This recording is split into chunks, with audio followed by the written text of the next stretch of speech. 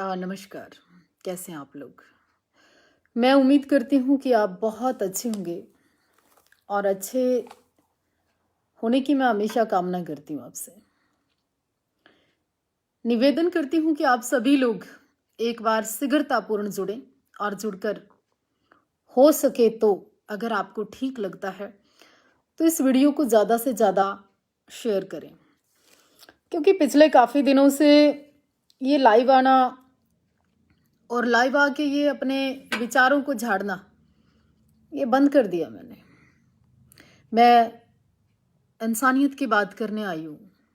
आपको पता है इंसानियत का कत्ल हो रहा है, और पता है आपको यहाँ फेसबुक के लोग नेता रह गए हैं, और पता है आपको नेता तो आराम से अपने अपने ऑफिसों में है, लेकिन जो इंसान है, जो मजदूर है, जो किसान है, जो आम वर्ग है, जो जरूरतमंद है, जो इंसान है, वो सड़क पे है। 84 में और आज में क्या फर्क है? सन 84 के दंगों में और आज में कितना फर्क है, मेरा ये सवाल है। 84 में सिखों को सरकारों के द्वारा जुल्म करके सर पे इनाम रख के मार दिया, और आज फिर सिखों को टारगेट कर रहे हो, एक कौम को टारगेट कर रहे हो। लेकिन ये गुरु गोविंद सिंह के सिख हैं, ये बंदा बहादुर के सिख हैं, ये दीप सिंह के सिख हैं, ये हरी सिंह नलवा के सिख हैं। औरंगजेब के टाइम में भी शायद इतनी क्रूरता नहीं होगी जितनी आज हो रही है। आप झूठे मुकदमे लगाकर किसानों के बेटों को, इंसान को अंदर डाल रहे हो। आप जुर्म कर रहे हो। आज ऑक्सीजन के नाम पर, आज कोरोना के नाम पर, आज डॉक्टरों के नाम पर, आज धारा 144 के नाम पर क्या कर रहे हो आप? तानाशाही कर रहे हो, जुर्म कर रहे हो। सरकारें आपकी है, सियासत आपकी है। आपको 1000 साल जीना है, आपने इस दुनिया से नहीं जाना। आप यहीं रहोगे, इसी दुनिया में रहोगे? नहीं, आपको भी जाना पड़ेगा। कितने जुर्म कर लो, ये खत्म नहीं हो सकते। जितना ज्यादा आप जुल्म करोगे इनके ऊपर, उतना ज्यादा ये उभर कर आएंगे। दूसरी बात मैं बता दूं आपको, हिंदी में बता दूं, मैं मिट्टी की बेटी हूं, मैं भारत की बेटी हूं, मैं इस देश की बेटी हूं। हां, मैं हिंदुस्तान की बेटी हूं। और ये मैं क्यों कह रही हूं? क्योंकि मैं आज किसान की बात कर रही हूं। मैं आज इस भारत में रहने वाले हिंदू, मुस्लिम और सिख की बात कर रही हूं। कट्टरपंथी आज लोग गालियां देते हैं कि आज आप मुसलमानों की, आज आप सिखों की बात क्यों कर रहे हैं, आप केवल हिंदू की बात क्यों नहीं कर रहे? अरे जब बादशाही चलती है, जब हुक्म चलते हैं, जब राज चलता है, जब सियासत चलती है, जब हमारा दम और जोर चलता है, तो पूरी दुनिया साथ होती है। लेकिन जब कमजोर हो जाए, जब जरूरत हो, जब किसी महिला को, किसी मजबूर को, किसी इंसान को आपकी जरूरत होती है, तब आप नजर नहीं आते, दिखाई नहीं देते, आसपास भी नहीं होते। केवल फेसबुक पर बकवास करना, टांग खिंचाई करना, महिलाओं को टारगेट करना, उनकी इज्जत के साथ खेलना और अपनी बादशाही, शहनशाही दिखाना, ये कहाँ का नियम कानून है? ये कहाँ की इंसानियत है? ये क्यों, कौन सा धर्म, कौन सा मजहब सिखाता है? इस देश में, इस देश की आजादी में सब लोगों ने कुर्बानियां दी हैं। मत करो धर्म और मजहब की लड़ाइयां, मत करो ये मजहब की लड़ाई। इस मजहब की लड़ाई में कई घर, कई परिवार, कई लोगों के खून हो गए हैं, कई लोगों के घर बर्बाद हो गए हैं, कई लोग सिर्फ ड्रामाबाजी करते हैं। जो विशेष तौर पर मैं कहने आई थी ना, वो ये बात थी, आज आप को कानून लाने की जरूरत नहीं है, जनसंख्या नियंत्रण कानून, क्योंकि लोग वैसे मर रहे हैं। ऑक्सीजन नहीं मिलेगी, लोग मर जाएंगे। किसानों को आपने उठाना है, तो जो लोग लेना नहीं चाहते, जो किसान मानना नहीं चाहते, जो किसान को चाहिए नहीं, वो मत दो ना, कानून रद्द करके उनको अपने घर भेज दो, सुरक्षित चले जाएंगे। आज रोहतक की घटना सामने आई, रोज कहीं ना कहीं किसी ना किसी हॉस्पिटल की घटना सामने आती है, बड़ी तकलीफ होती है, बड़ा दर्द होता है। लेकिन कुछ लोग ऐसा सोचकर बैठे हैं कि हजारों साल यहीं रहेंगे, यहीं पर जिंदा रहेंगे और यहीं पर राज करेंगे। नहीं, जो बड़े बड़े लोग थे ना, वो भी नहीं रहे। लेकिन मुझे एक संत की, एक फकीर की, एक सिख की बात याद आती है कि जुर्म करना भी पाप है तो जुर्म सहना भी पाप है। हम लोग उनमें से नहीं है कि जुर्म सहते रहेंगे।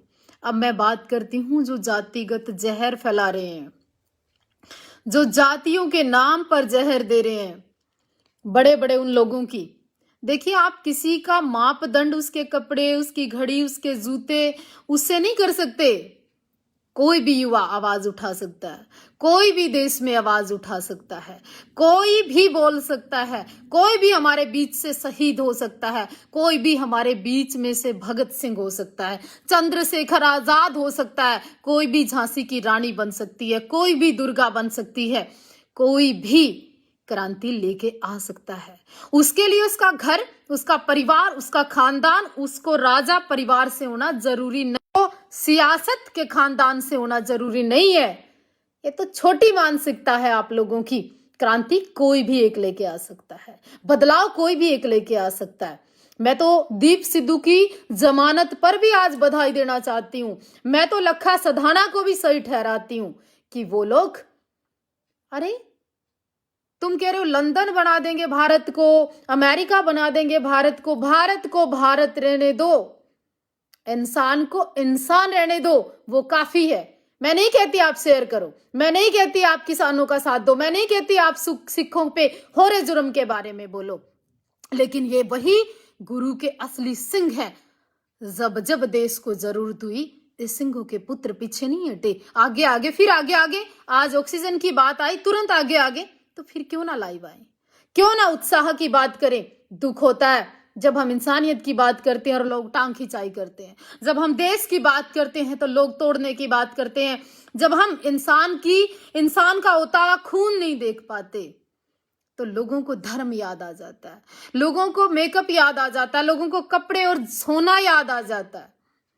शर्म करो, कुछ शर्म करो। आज राजस्थान की मैं बात कर लेती हूं। राजस्थान, बीकानेर की ओर से प्रणाम। जी मिस्टर शेखावत, एक 2 ही मिनट की घटना में मैं सारी बात कह दूंगी कि राजस्थान के अंदर एक अजीबो गरीब किस्म का एक चलन चला। जाति के नाम पर, धर्म के नाम पर, इंसान के नाम पर जिन सूरमाओं ने, राजपूती कभी विधवा नहीं होती, राजपूती को कभी कोई विधवा नहीं कर सकता, राजपूती श्रृंगार से भरपूर है। उस भूमि ने बलिदान दिए हैं, सूरमा पैदा किए हैं, योद्धा पैदा किए हैं। उस भूमि को, वो जंग रही है उस भूमि पर, उस भूमि का मजाक मत करो। उसने बलिदान जिस भूमि ने दिए है, वो खून मांगती है। उस भूमि में अपने आप में बहुत ताकत है। और विशेष बात कहकर लाइव को विराम दूंगी, जिसने सिखों के ऊपर जुल्म किया, जिसने सिखों को मिटाने की कोशिश की, जिसने सिख धर्म पर प्रहार किया, वो कोई नहीं बचा, वो कोई नहीं बचा। वो इसलिए नहीं बचा, इस कौम में स्वयं परमपिता परमात्मा वास करते हैं।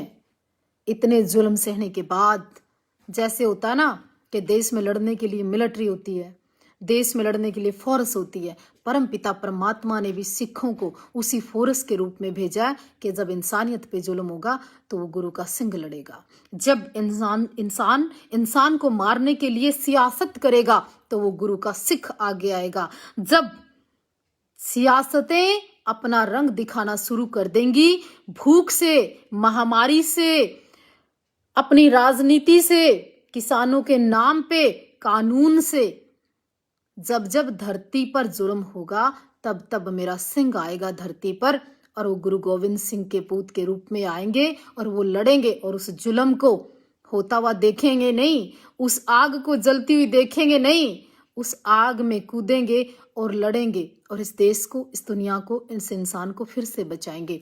वाहिगुरु जी का खालसा, वाहिगुरु जी की फतेह। अगर आपको लगता है कि ठीक है तो इस आवाज को बुलंद करो।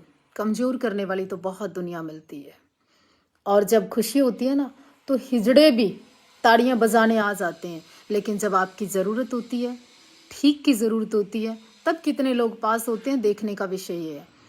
मैं रोज़ सोशल मीडिया पे देखती हूँ, कोई भी ठीक सी पोस्ट डाल दो, फोटो डाल दो तो बहुत लाइक कमेंट्स आ जाते हैं, लेकिन जब धर्म की, देश की, राष्ट्र की, सच की बात करो तो कई पाखंडी, कई नौटंकीबाज बहुत आ जाते हैं टांग खिंचाई करने। उसकी ज़रूरत नहीं है हमें। हम मर्दों की कौम के लोग हैं और मर्द की तरह जीना हमें आता है, इसलिए नपुंसक लोगों से मैं कभी नहीं डरती। जय हिंद।